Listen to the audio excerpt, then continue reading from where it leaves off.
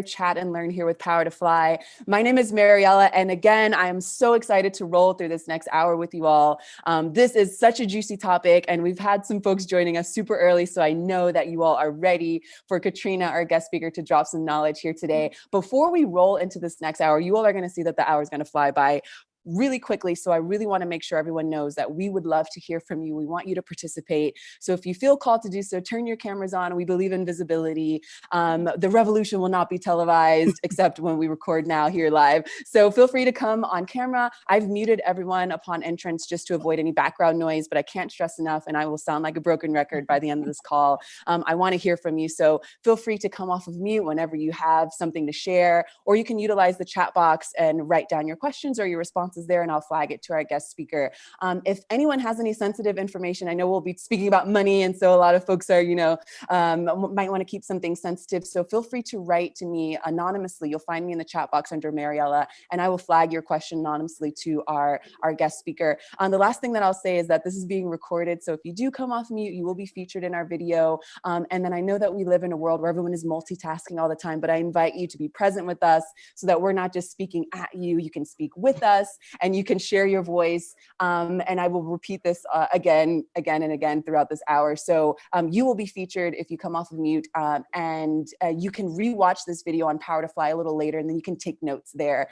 And please follow us on socials and subscribe to our YouTube channel so that you can keep up with all the great chats we've got coming up this week. Without further ado, I'm going to pass the mic to our guest speaker. Katrina is calling from Atlanta. I won't read what's on the screen here. I'll let Katrina speak for herself. So Katrina, let us know a little bit about yourself, how you came to know about Power2Fly, and what you're excited to share with us today. Thank you so much, Mariella, and thank you everybody for joining us today. I actually learned about Power2Fly through LinkedIn, and after having a conversation with Nicole, we kind of put our heads together and decided that this would be a great topic for us to discuss. So my name is Katrina Haynes. I'm a CPA with over 20 years of experience, and I specialize in U.S. expatriate and foreign national taxation. So that's ultimately individual U.S. taxation for U.S. taxpayers that are living or working overseas, or for foreign nationals who are living and working in the US. The rules are similar, but they're not always the same, as you will come to understand over the next 60 minutes or so. I've spent my entire career in this area of taxation. It happened just as an accident. I started working for Arthur Anderson, who is no more, and they used to ask us to find our own work. So I started as a young 20-something, and you had to walk around with a pencil and a piece of paper until you found enough work. And the only place where there was a lot of work was in the expat area, because no one wanted to do those returns. And I really enjoy them. I've worked for many of the largest global firms, many of their competitors. I've worked for what I consider to be the best non-alcoholic beverage company in the world as their global mobility tax manager. I've run global mobility programs for pharmaceutical companies. So I have a lot of different types of experience in this area, and I really am passionate about it, which hopefully you'll see over the next couple of minutes. So please tell me if I need to move on, because I can go on about this stuff for hours. Oh my gosh, yes. And we hope to have you back already. Like I hope that we get through all the questions that everyone has submitted offline, but in case we don't, yes. Nicole, I'm already going to put my vote in. We would love Katrina to come back. I love that you started off finding your niche. It sounds so old school now that you were walking around with a paper and pad trying to find work. So kudos to you. And with that said, let's roll right into these questions that everyone has submitted offline. You all have submitted some great questions offline. Again, if you see your question come up on the screen, feel free to unmute yourselves or write in the chat box if you would like Katrina to dive in deeper. If you don't see your question come up on the screen, if this is not your question, for example, and you have something that you dreamt about last night, or you're thinking of moving abroad, anything that comes to your mind, please feel free to share your voice. I cannot stress enough. We're going to take these questions one by one. I will flag everyone when we've got about 10 minutes left, just in case you haven't had a chance to speak. But Katrina, what do you say we start with this first question here? So sure.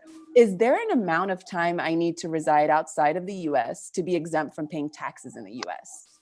So before we get into this, I'm just going to level set for everyone and just have everybody understand who we're talking about. So we're focusing on US taxpayers, US expats. So an expat is anyone who lives and works outside of their home country, their country of nationality. So we're talking about US citizens, US green card holders. There are three groups of people that are required to report and pay US income tax on their worldwide income. That's US citizens, anyone who has obtained US citizenship, whether they be a naturalized citizen or a natural born citizen, a US green card holder, a taxpayer who has obtained a US green card and has not surrendered it properly, which we'll come back to that, and a US resident alien. That's a foreign national who has met a test called the substantial presence test, and they were physically inside the US for an extended period of time. We're not talking about them. We're talking about the US citizens and the green card holders. As a US citizen or a US green card holder, you are required to pay US income tax on your worldwide income, even if you've never lived and worked in the United States, even in your life. So this comes into play where there are taxpayers that have obtained citizenship through their parents. They may be living in, we'll say, Argentina. Their parents had citizenship, they obtained US citizenship for them, and they are still required to pay US income tax on their worldwide income, even if they never set foot in the United States. Now, there's a lot of discussion as to whether or not that's fair, but that's the legislation as it currently stands. So this is a kind of a short answer is there is no amount of time that exempts you from that. For our taxpayers that are green card holders, if you've ever seen a green card, you'll see that there's actually an expiration date on it, or in order to keep it active for immigration purposes, you have to physically be inside the United States. That's for immigration purposes. For tax purposes, as long as that US green card has never been surrendered, even if it expired 20 years ago, you are still required to file your tax returns every year and report your income, even if there's no tax due. So that gets taxpayers caught up in a lot of issues, especially not so much with the US income tax per se. That is an issue for sure, but there are other informational filings, such as the report of foreign bank accounts, where the penalties can be up to 50% of the amount of your bank account, financial account reporting, if you have investments in passive foreign investment corporations, which in some cases could be a mutual fund or any other foreign business holding. The Tax Cuts and Jobs Act created a stipulation whereby if you are a US taxpayer and you are self-employed, that self-employment is deemed to be a foreign branch, and there's another informational filing that's required in addition to your tax return. So just knowing what you have to file. So to answer the question, no, there's no amount of time. You're never going to be exempt from tax as long as you're a citizen or green card. Now, it's possible to expatriate, to relinquish your US citizenship, and there's a cost to that. I think it's a little under $2,500. And there's also a process whereby you would relinquish your US passport if you're a citizen, or your US green card, to a US consular officer. You would make an appointment with the US consulate. They would give you a piece of paper that says, as of this day, you are no longer a citizen or a national or green card holder, and you would use that day to terminate your residency with the US. And then you would be treated like any other foreign national. And if you weren't in the US, you wouldn't have any filing responsibility. So long answer to a short question, but the answer is there's no amount of time. Once we've got you, we've got you. And thank you for diving in deep there. Feel free to do that on all these questions. I know that it's probably much appreciated by folks on the call. And actually, I have a private message now. So is there a minimum salary you must reach before having to pay taxes? I'm a freelancer and have been with little to no work for the past year. And I know we've got some more questions about freelance work later on, but if you want to chime in on this question in the meantime, feel free to do so. Sure. That answer is it would be the same as any other US taxpayer. So if you don't meet the filing threshold, which ultimately would be the standard deduction for whatever bucket of income you fall into, I think for singles it was $12,200. So if you're a single person and you made $5,000, there's no requirement for you to file, just as if you were in the United States. So you don't, but let's say, for example, you're going to take a foreign tax credit to get you under that $12,200 or the foreign earned income exclusion or a treaty position or something where you would have to report it to the IRS, you still have to file. Even if your tax liability is zero after you do that, you still are going to have to file to do that. But if you just outright made less than the standard deduction for your filing status, then you wouldn't have to file. Okay, great. And we have another question here from Alan. Isn't there also an expatriation tax on FMV of assets? It depends on what your tax liability was for the last several years. So I want to say for the last, as of 2019, I want to say it was between 160,000 or 170,000. So if you consistently earn if you consistently had a tax liability of that amount for the last several years, then you may have to pay an expatriation tax. Or if your assets were over 2 point something million, I don't know these numbers off the top of my head, but it's over $2 million, then yes, you would have to pay that expatriation tax for 10 years. Most normal taxpayers don't fall into that bucket, but it's just going through the process of the expatriation. But there's still the additional cost at expatriation to relinquish your citizenship or your not your green card, but your citizenship. But if you are over that threshold, or if you've had that amount of tax liability over those last 5 years, then yes, it's possible you could have to pay an expatriation tax, which is a modified version of the U.S. income tax for up to 10 years. Okay, great. Thank you, Alan, for that question. I've got a private question here. I'm loving it. Keep all the questions coming. Also, feel free to hop off of mute and voice your question yourself. But here's a private question. I'm a CPA and don't have much experience with this aside from FBARS, FBARS. Would you say there is a greater demand than supply of qualified professionals available? Wondering if this would be beneficial to add to my tax practice, and what are the best resources for education on this? So, shameless plug for myself. One of the things that I do is I do teach education. I teach CPAs and EAs in this topic, because what I found when I worked for the Arthur Andersons, the Deloittes, and Ernst & Youngs, you may charge for a single expat term return outside of a program. So if you're working for Exxon would normally pay for your returns or something like that. But for a standard individual, I mean, it could be anywhere from $5,000 to $10,000 for a tax return that may take the preparers 2 to 4 hours to prepare, which is exorbitant for most traditional taxpayers. So what I found is U.S. taxpayers would go wherever. They would go to their friends or family or someone they knew, and that tax preparer may not have the experience to prepare it, but that doesn't mean that person should lose that client relationship as a result. So one of the things that I do is teach expat and foreign national tax issues and different topics and things like that. So there's also the other resources that you can use. I would say Compass Tax is another one. And there's an online organization called CPA Academy, where you can get CPE credit, and they have a couple of speakers, including myself, that speak on these issues on a regular basis. So there's some options.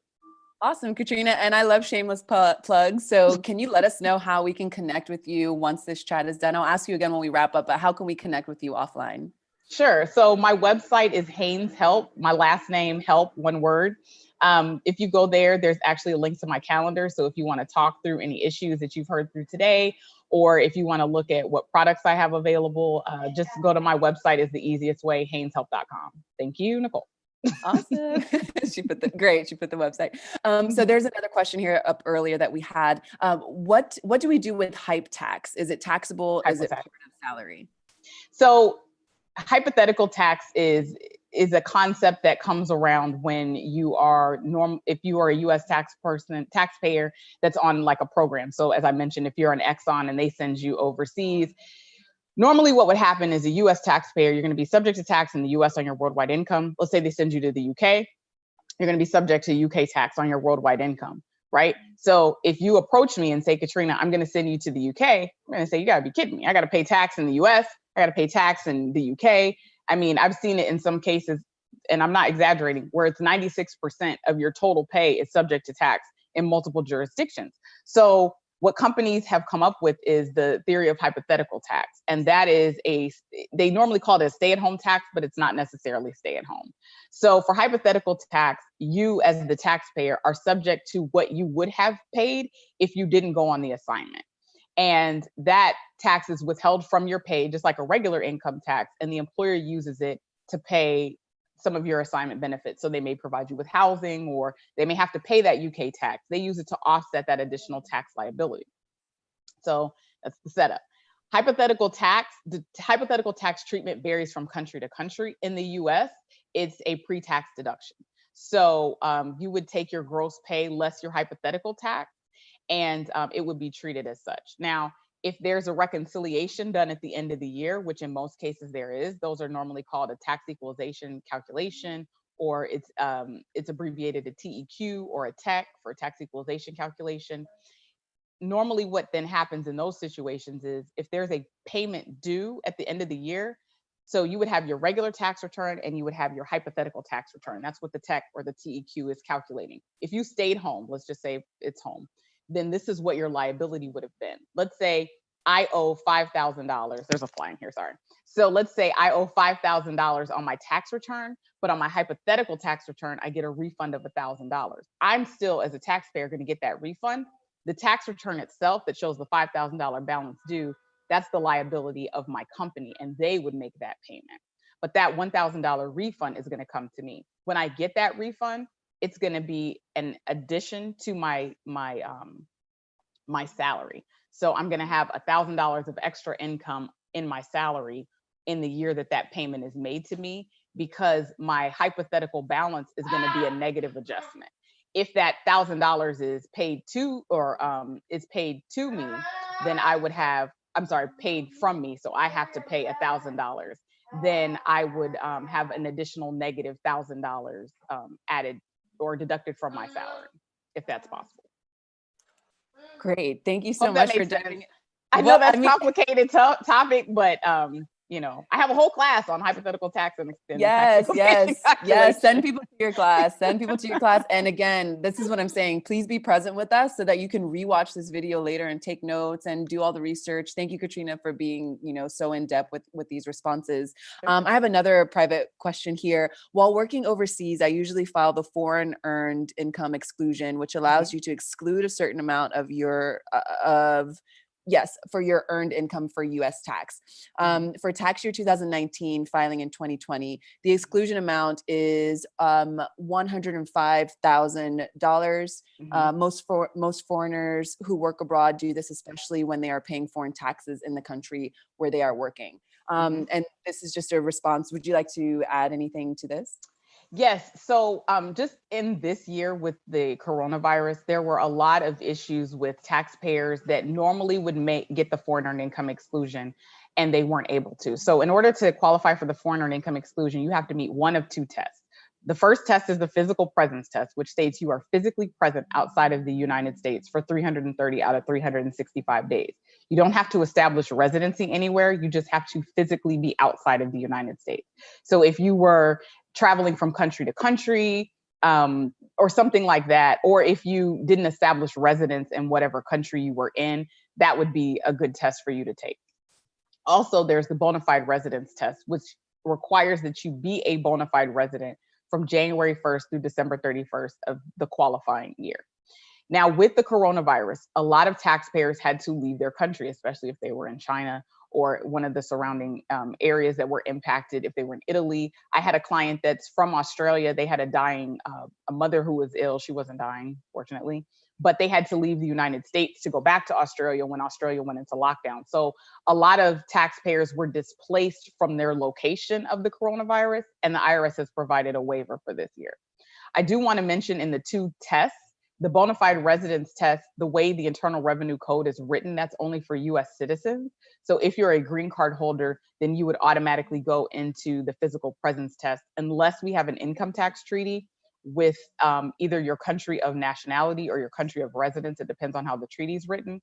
That will allow you to take what's called a non-discrimination provision so that you can then take the bona fide residence test as your qualifier for the foreign earned income exclusion. This is a little bit easier because you don't have to worry about counting days per se, not for the test, for other things you do, but it's a little bit more straightforward and a lot of people prefer it. All right. Thank you so much, Katrina. Let's move on to this next question that you'll have submitted offline, and then continue writing me in the chat box. You can keep it private or you can make it public, and I will flag that to Katrina. So let's move on to this next question here. Do I have to pay taxes as a freelancer living in another country? Can you speak to taxes for freelancers who receive a 1099? Yes, the answer is yes. So back to my original, if you're a US citizen or green card holder, you have to pay tax on your worldwide income. The difference is it's possible that as a freelancer, someone who receives a 1099 miscellaneous, you may be exempt from US self-employment tax if you have to pay self-employment tax in the other jurisdiction. So if you have to pay, so say for example, you're living in Brazil, and Brazil and the US don't have an income tax treaty, and you're subject to self-employment tax in that country, or I'm sorry, Brazil wouldn't work. It has to be a country where we have a totalization agreement, which totalization agreements are separate income tax treaties related just for social tax payments. So if you look at an income tax treaty, there's a social security clause, and that refers to when you're receiving social tax payments. So it refers to the taxation of social security payments you receive. Totalization agreements speak to social security payments that you're actually making, and it governs, if there is a totalization agreement, who do you pay social tax to? That's if you have to pay both taxes. So let's go back to Brazil, because we actually do have a totalization agreement, but we don't have an income tax treaty with it. So if we have a totalization agreement, let's say I'm a US taxpayer, I'm on an assignment from the US to Brazil. Brazil's going to tax me and the US is going to tax me. This is a general example, and then I'll get back to the freelance example. If I'm still on US payroll, but my payroll's getting reported in Brazil because I have to pay tax in Brazil at the source as well, then I would be subject to social taxes in both jurisdictions. The totalization agreement is going to say, where would you get the most benefit? Well, if I'm a US person, I'm only there for 3 years, then I may never get the benefit of Brazilian social. So it takes that requirement away. And I get what's called a certificate of coverage from the US Social Security Administration, which confirms that I'm paying tax into the US Social Security system, and I don't have to pay social tax in Brazil. That's how it normally works. Now I'm a freelancer. I'm working there. I don't have a US payroll to pay into because I work for myself, but I'm paying social taxes in Brazil. Because of that totalization agreement, I can exempt myself from US Social Security tax. So all that tax we have to calculate on our earnings on the Schedule SE, we would just attach a statement. The Schedule SE would be blank, saying that I am subject to social tax in Brazil. We have a totalization agreement with them, and therefore I'm exempting myself from social tax in the US. That doesn't matter. It doesn't matter if you get a US form 1099 miscellaneous. That's just how it works. If you're paying social tax in another country where we have a totalization agreement, then you can also exempt yourself from US Social Security tax. And to look for totalization agreements, you would go to the Social Security Administration's website. I think it's ssa.gov, and there's a list of all the countries. It's not the same as the countries where we have tax treaties. Some countries we have totalization agreements and no tax treaties, like Brazil. And some countries we have tax treaties and no totalization agreements. So don't assume just because you're in a country where we have a tax treaty that we have a totalization agreement, because it's not the same. Okay, great. And we have a follow-up private question here. This question addresses a freelancer living overseas, but are they getting paid in US dollars or foreign income? It doesn't matter. It's not about where you're getting paid. It's more about who you are and your ties to the United States. So where you're getting paid is going to determine whether that income is US source income or foreign source income. And you're going to need to know that for the foreign earned income exclusion, for the foreign tax credit and things like that. But if you're getting paid in US dollars, or let's say you're in Brazil in reales, it doesn't matter. The US sees you as a US person, and all that income would normally be subject to US tax. Okay, I got another question here in the private chat. Taxes are so confusing. Is there so reach out to Katrina for sure. Yeah. I'll say to this person. And then going back to your previous response about getting the tests done, they're asking, do they need to do that next year? Get the actual tests, and they're kind of making this as a joke, but for real. Yeah. I mean, if you're living overseas and if you've been there for a while, you've probably already met the bona fide residence test. There's I don't want to call them tricks, but I'll say tips that you can do to make sure that you meet those tests. So it's definitely a tax planning issue. There's some, depending on where you're going to. So if you're a US citizen and you go to a really high tax country, the foreign earned income exclusion may not be beneficial for you because the foreign tax credit is going to be just as good, if not better. So it's definitely something to look at for tax planning purposes, but it's not a one size fits all for everybody, but it is something to consider. Absolutely. Great. Thank you for that, Katrina. Thank you for bringing some humor to the conversation as well. So let's switch gears a little bit. I've got another private question. My client recently married a lady from Mexico. They live in the US, one US citizen, one green card holder. What are the issues and forms that will need to be addressed and forms that may need to be filed?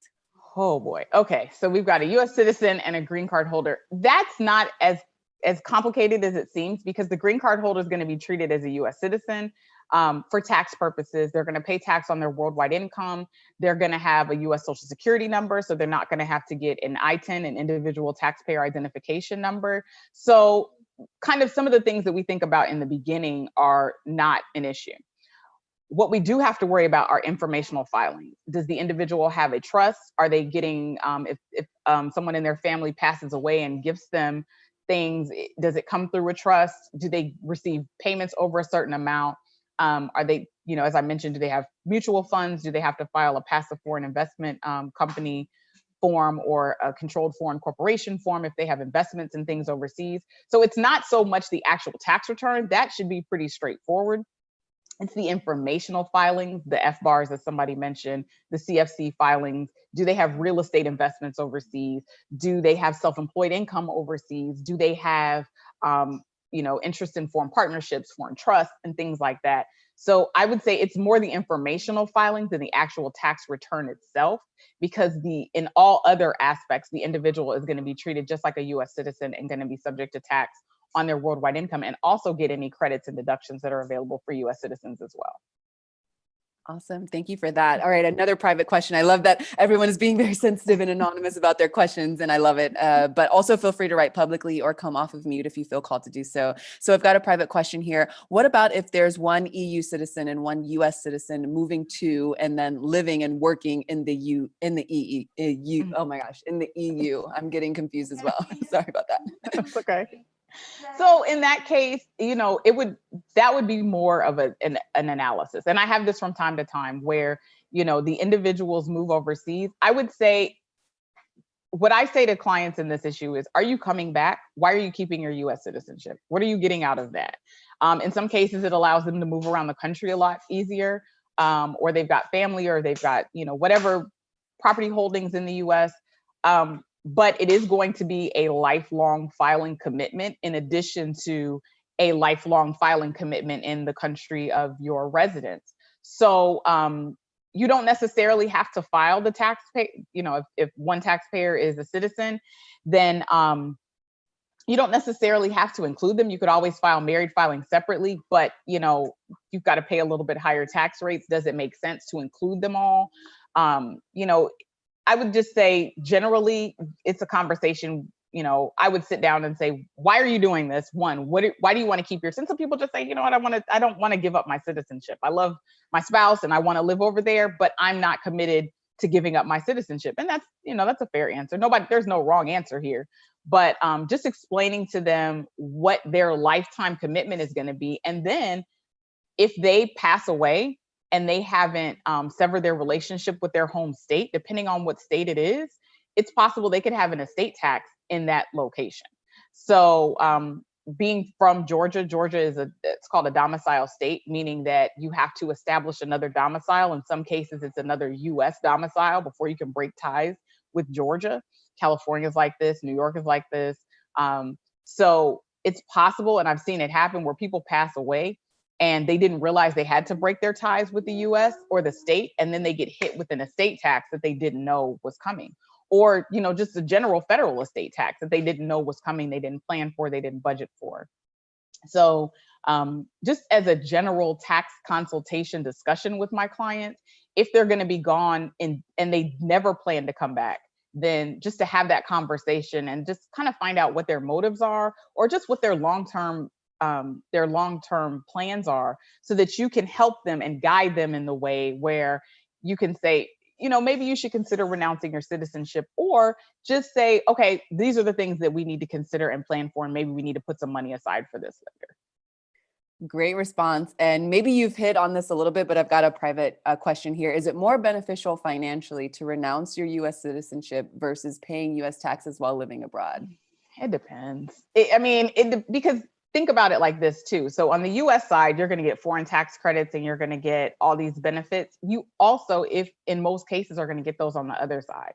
So, you know, if you're in a country where the tax is lower than the US income tax, then it's possible that you could benefit by staying a US taxpayer. So if you are exempting all of your income from tax in your country of residence because you're paying tax on it in the US, but then you're also taking the foreign earned income exclusion and you're reducing your income down to almost nothing. I mean, I've seen some taxpayers where their global tax liability at the end of the year is $200. I mean, you don't want to get rid of that. So it's a very case by case situation.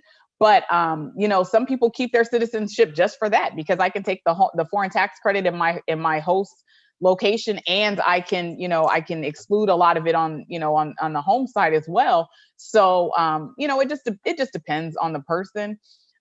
Most people do it for their ties in the US just for family or sentimental or investment purposes. It's easier to set up an account or a business in the US if you already are a US citizen. It's substantially easier. It's not impossible to do it if you're a foreign national. A lot of my clients are foreign nationals with investments in the US, but it's massively easier if you're a US person, even if you're living and working outside of the US. So if you just know what their motives are and have that conversation up front, then that will help you. There's no one answer for everybody is the short answer to that question. It's really going to depend on facts and circumstances and what you or your client is interested in doing. Awesome. Great. Thank you for that. Okay. So I'm going to get through some of these questions that you all are writing in the chat box. So we've got some public questions here. Jackie's writing, somewhat off topic. What are the tax implications of a US citizen married to an illegal alien? Okay. So the tax implications are not what you would really think. So if they are an illegal alien and they plan to stay illegal for whatever reason, then you may have an issue with not declaring income and things like that. A lot of clients that are here illegally, they get an individual taxpayer identification number or an ITIN because they're not here legally. They're not eligible to qualify for a social security number because you have to be here either on a visa or you have to have some other permission to come into the United States and work.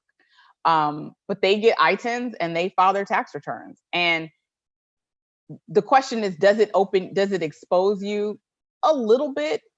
When you think of the IRS and the USCIS, think of them as cousins. Like they talk, but they don't talk all the time. And, and if the person makes like $50,000, are they going to be talking about you? Especially, or 30,000 or 20,000? Probably not. They're not looking for you. And realistically, they don't have the resources to look for you.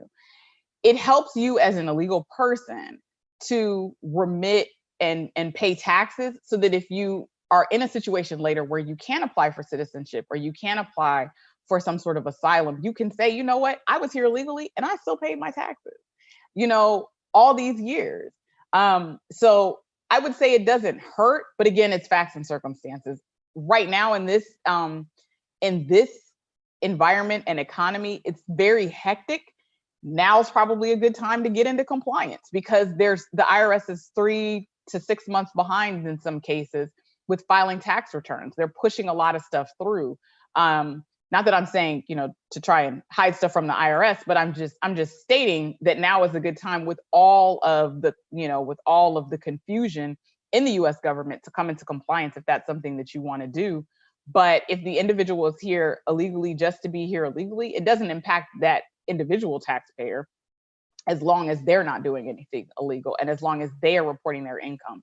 Now, being married, if they're married filing separately and they're not reporting that taxpayer's income, they still would need to report the taxpayer's name and either the fact that they're a non-resident alien, which is not necessarily true, or provide them with an ITIN. But I guess I'll say the tax impacts aren't what you would think because the US IRS and the USCIS there's not like some sort of seamless feed that connects the two of them. Your tax rules and your immigration rules are completely separate. And so it's very possible, and it's common. I actually have one colleague that only works with illegal taxpayers, and he has an entire practice with getting illegal taxpayers into compliance. Now, his practice is built on getting them ready to apply for their green card. So But that's his entire practice, is dealing with illegal taxpayers and getting them into compliance. So it's very possible that you can pay your taxes and be here for years. And then if you decide to request citizenship or asylum or a green card, then you have proof that you've been in compliance all this time. So it doesn't hurt, but it does put you at risk of some exposure, especially if you haven't been reporting historically. Awesome. Thank you for that, Katrina. Okay, so another question here from Alan. Would you talk about state filing requirements for self-employed expats? I had clients who worked as a self-employed consultant with a firm in Palo Alto, California, and was subject to filing in California. He had been abroad several years. Can you speak to that a little bit? Yes, so that goes back to whether it's the state is a resident state or a domicile state. And here's another shameless plug. I actually published a state tax guide, which talks about the differences at the federal level for each different state. I would say don't order it yet because we're going to start pre-orders for 2021. But it just depends on the states. California, New York, Pennsylvania are probably the hardest to break your residency from. In that case, I normally work with someone who's local to California to look at what things are going to be assessed so that they can make a determination on how they can actually break their residency. You really don't want to pay tax in a US state if you don't have to. And this is just, me speaking as an expat tax person. You really don't want to, thank you, Jackie. She says she has the book and she loves it. All right. So, you really don't want to have to pay extra tax because you go overseas and you don't think about the fact, let's say you're going to Switzerland. Switzerland has its own cantons, which are like states. So you've got to pay a federal and a state cantonal tax. If you're self-employed, you've got to pay self-employment either in the US or Switzerland. Then you've got to pay a federal tax in the US. Do you need another tax to pay? Or what if you're in Pennsylvania? You got to pay a state and a local tax. So it really is in your best interest to try to break those ties. Because it's a tax savings measure.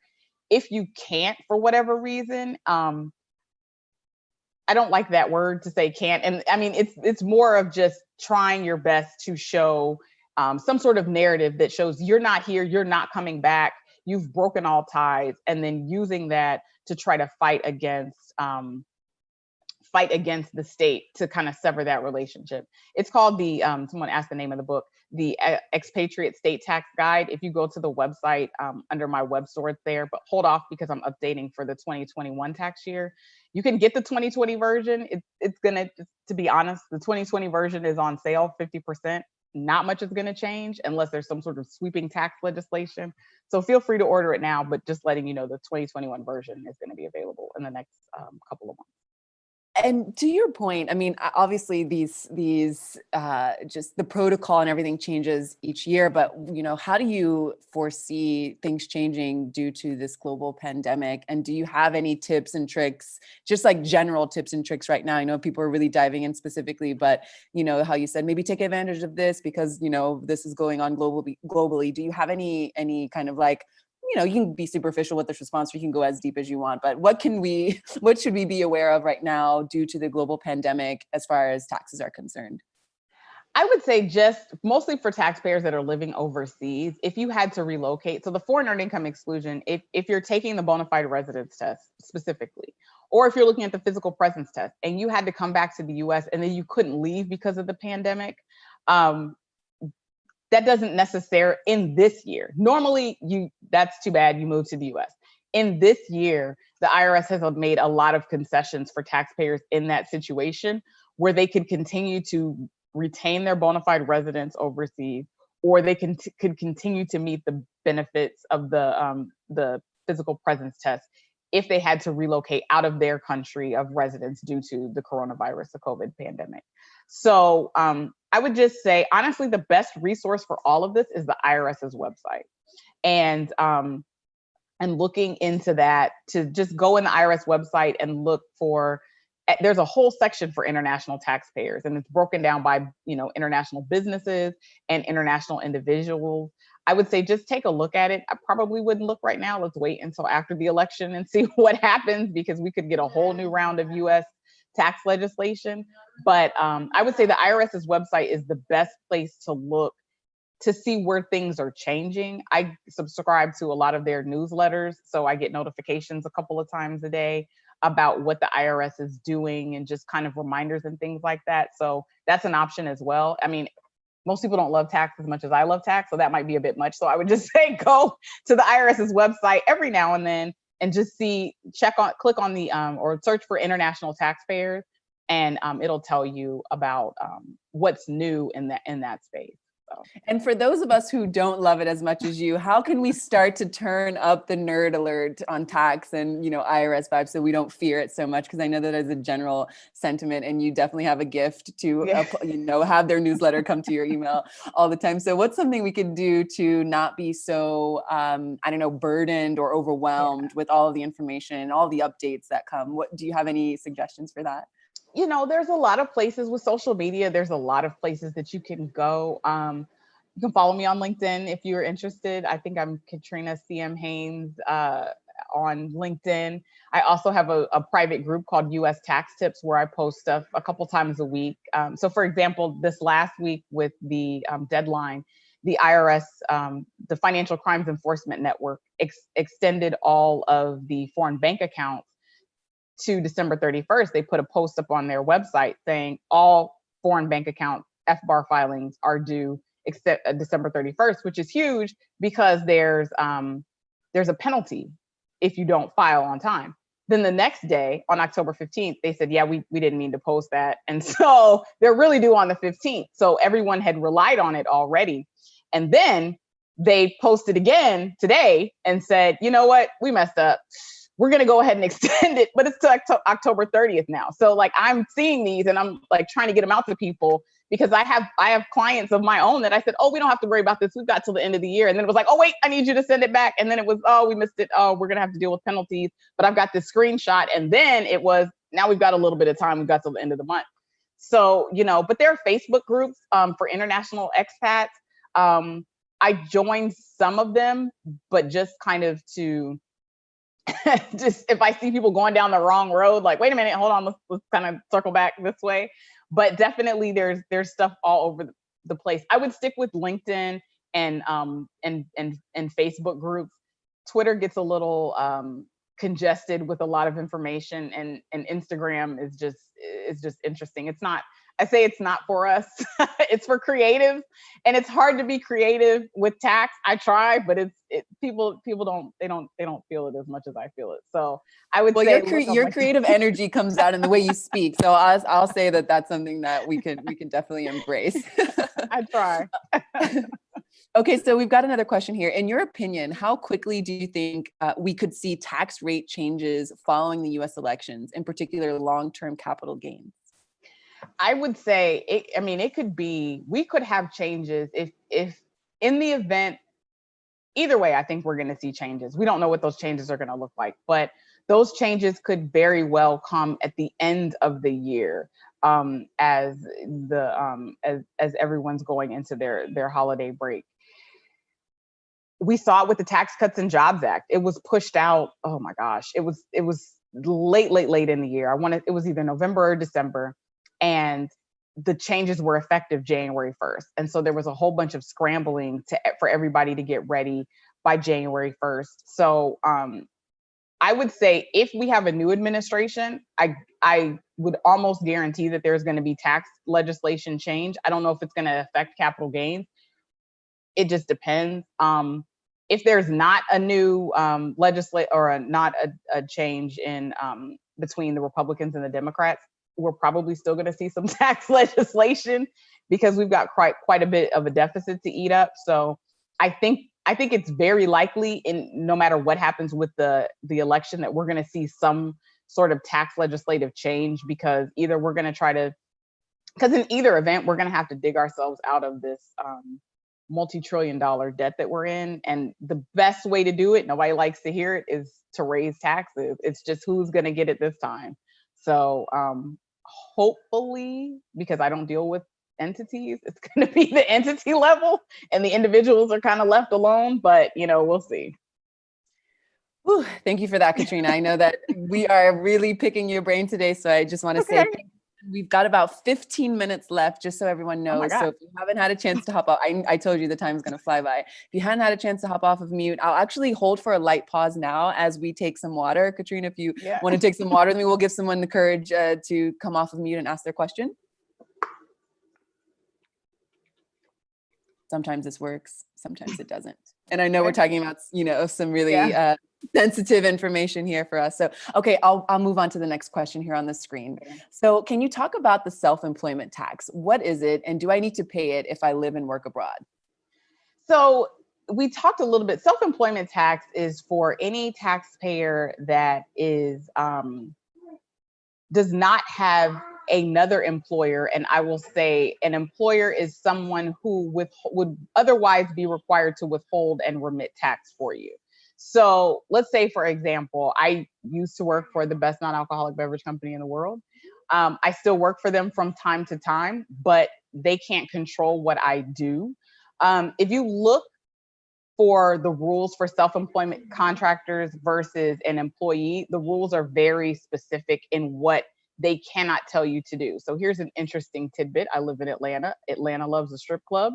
There was actually a lawsuit by some of the dancers to their the club owner because they were restricted as to what time they could show up, what they could wear, how much they could make. I mean, there was this whole list of things, and they said they came together as a class action lawsuit and said they wanted to be treated like employees, and therefore the owner had to pay into Social Security for them and all of these other benefits that they were supposed to be receiving, and they won. So you have to be very careful as an employer, period, if you're calling someone a contractor, but you're treating them like they're an employee. So if you are a true self-employed person, then you are really your own agent, and the employer, even if you only work for one person, they may tell you what the outcome is, but they can't tell you how to do it. They can't tell you when to be there. They can't tell you how long to work. They can't tell you how many hours a week. They tell you what the result is going to be, and then you determine how you get there. Now, there are some employers that may do that, but this is if you are approaching your business as a self-employed contractor. So even if you have only one person feeding you the work, you kind of have to be careful about whether you are truly, not you as the individual, but more them, because they have a requirement, especially if they're a US based employer, to withhold and remit not federal, potentially state tax, Social Security and Medicare, and then they may have unemployment tax that they have to pay on your behalf as well. If you are truly self-employed, then you as the individual have to pay a self-employment tax. And in the US, what that is your portion of the Social Security and Medicare that you would otherwise pay if you were employed. So if I'm employed, I receive a US W-2, then I pay 7.65% in FICA tax, which is Social Security and Medicare, and my employer pays 7.65% in Social Security and Medicare. If I'm self-employed, I pay the entire amount, 15.3%, I pay all of it, okay?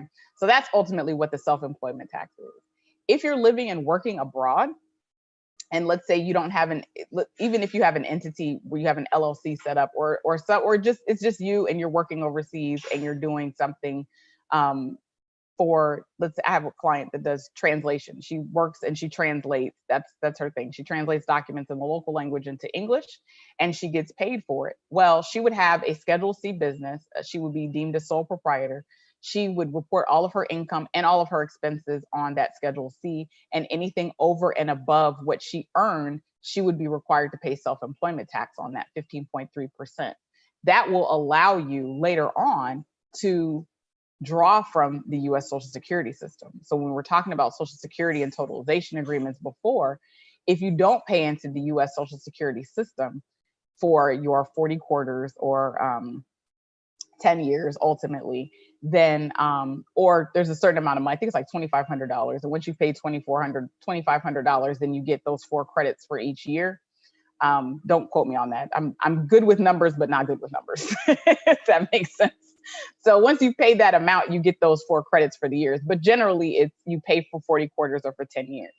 If you go and work in another country and we have a totalization agreement, and say you're self-employed and you're paying self-employment tax into that jurisdiction, it's possible that you could say, hey, wait a minute, US, I paid 5 years of self-employment tax here, and then I paid 5 years of self-employment tax overseas as well. And because we have a totalization agreement, I want to draw, because for whatever reason, I can't draw Social Security tax in that other jurisdiction. Maybe you have to be, in some countries, you have to be a national of that country before you can draw Social Security. So if I can't draw Social Security in that jurisdiction, I need you to help me and allow me to add these quarters to these quarters so I can get my 40 quarters. And if there's a totalization agreement in place, a lot of times they'll help you do that. Great. Thank you for that. I've got 2 private questions I want to flag quickly. We've got about 9 more minutes, so I want to make sure we get these answered before we wrap up this session. So let's see here. For self-employment as a freelancer overseas, can we also deduct and itemize our supplies, computer, and other items used for work? Or is that only if you're working in the USA? No, you're a US person. You get all the rights and the benefits that you would as if you're working in the US. The IRS doesn't, you don't only get certain things because you're in the US. If you have computer equipment, or let's say you're a photographer and you bought all these cameras, the cameras are not non-deductible or not depreciable because you're overseas. So you would get everything that any other business person in the US would get. Great. Okay. And then another private question here. If you already have the 40 work credits for Social Security, but renounce US citizenship, will you still get the Social Security? I have no idea, but that's a great question. I would think yes, because you've met the requirements, but I would reach out to the Social Security Administration on that one. The whole point is, if you've met the requirements to draw Social Security, you should get it. Even if you say you work 10 years and then you work another 10 years, you should still get your Social Security. You just would get it at whatever level you were at when you finish those 40 quarters. So if you went on to make a lot more money, you're only going to get it at that level. But don't quote me on that. I love it. Well, I don't love that we stumped you on one question, but you've been flying out of the nest, like going hard. So this is actually interesting. How can we stay in touch with you after we end this? We've got about 7 minutes. I just want you to go ahead and drop your website and your socials before we end. Yeah. So my email is best. So K Haynes, first initial last name @hayneshelp.com is the best way to get in touch with me.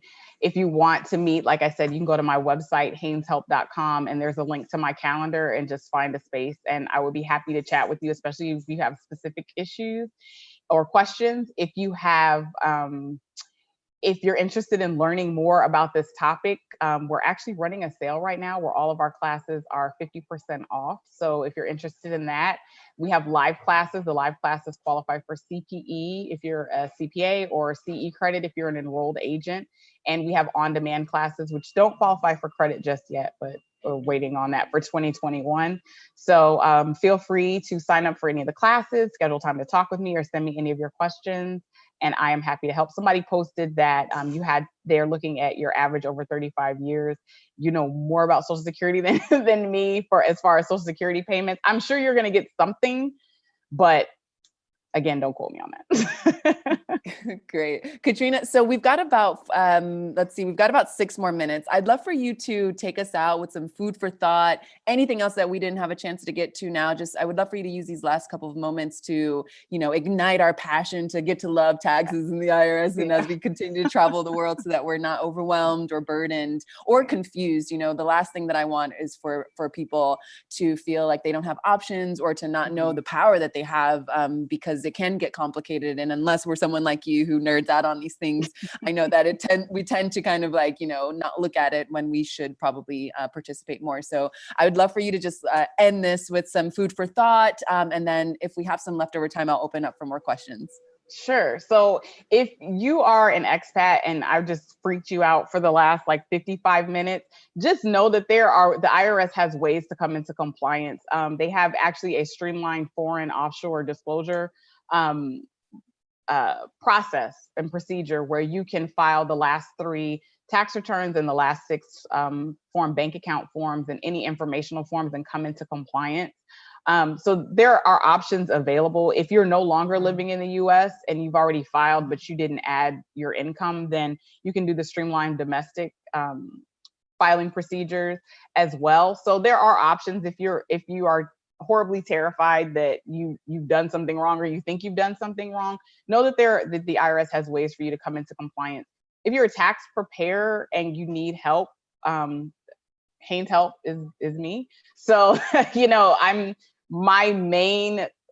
have a lot of individuals that I help through their issues, but my main client base is tax preparers that want to maintain their relationships with their clients, and they need help from time to time. So please feel free, if you have any questions, you want to run something by someone, or if you need help with any research, that feel free to reach out to me, and I'm happy to help you through it.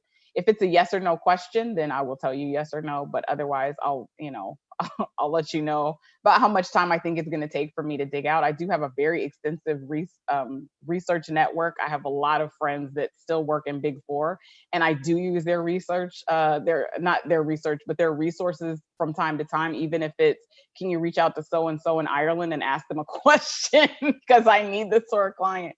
So just feel free to reach out to me if you need your help. I really am here to help. Thank you so much, Katrina. I'm going to be reaching out to you. So I'll go ahead and say, be expecting an email from me. And I hope that our live callers as well will find the courage to reach out to you. I just want to say thank you, everyone, for joining us this past hour. Katrina, you've been amazing. I hope to have you back on. Yes. And everyone, don't be afraid. Go for it. Money is power. You can empower yourself. Just, let's stick with what Katrina told us for this past hour, and look forward to that. So we'll see you on the next Chat and Learn, everyone. Bye. Bye, guys.